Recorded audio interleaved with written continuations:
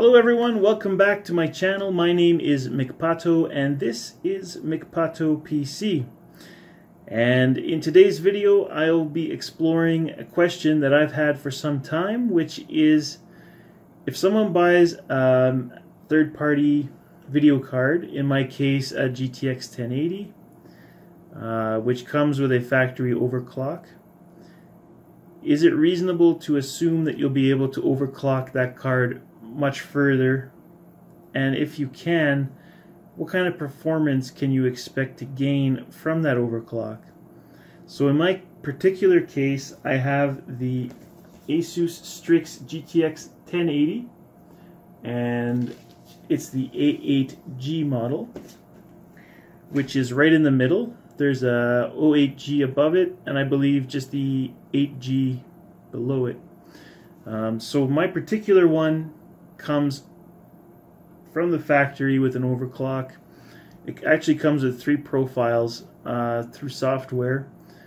One is called a silent profile, there's a gaming profile, and when using the Asus GPU Tweak 2 software, there's a third profile which is called an OC mode or OC profile. It just applies a really mild overclock, like 21 megahertz more than what the gaming mode is.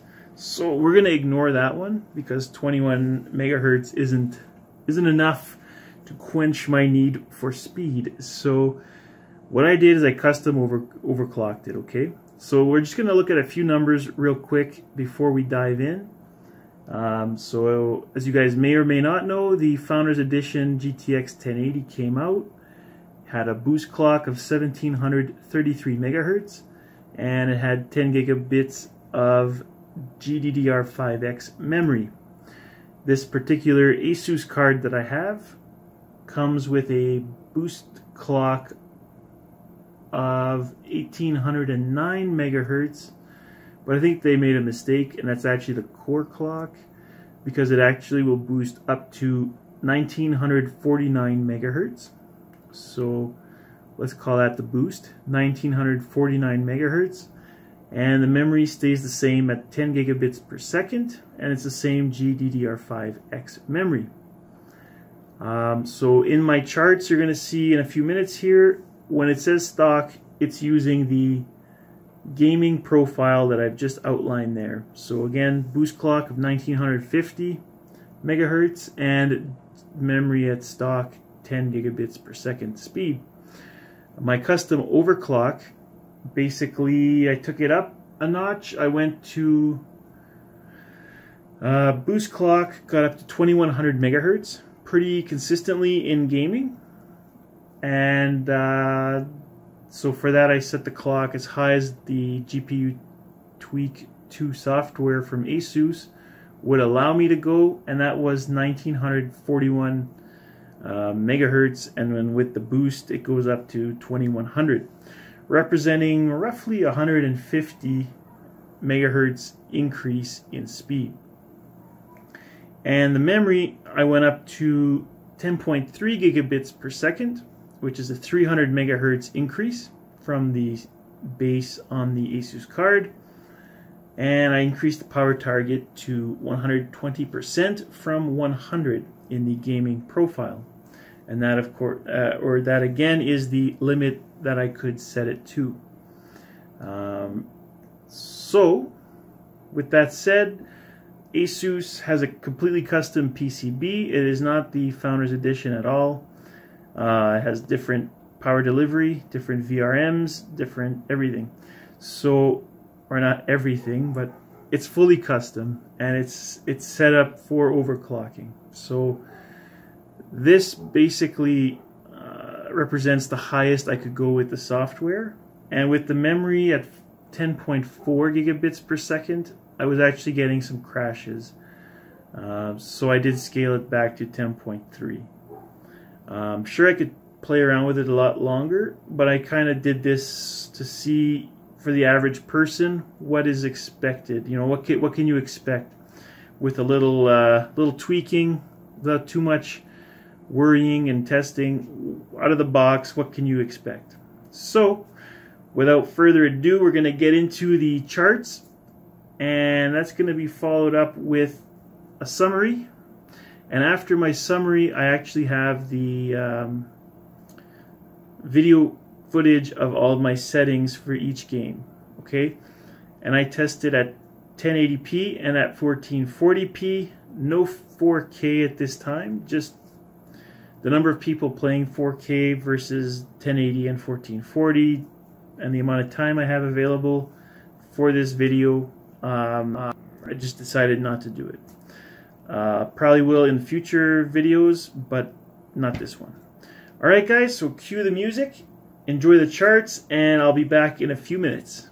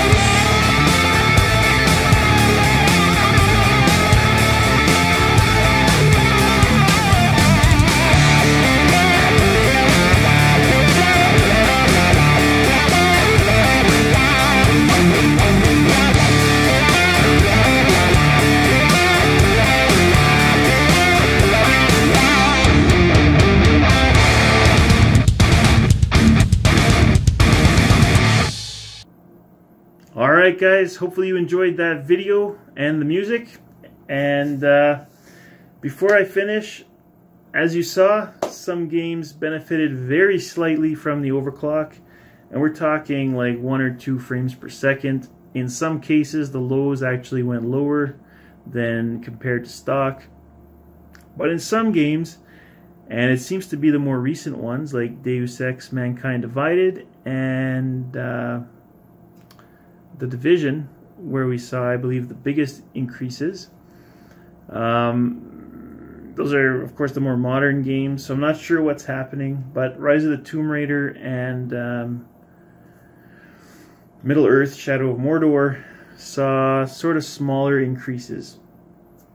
So something to keep in mind, maybe if you're playing a lot of newer stuff, maybe it's safe to expect a little bit more performance than in some older titles. Everything was run in DirectX 11, and following this summary, if you want to stay tuned, there will be video capture of my settings for each individual game. The settings were the same for 1080p and 1440p.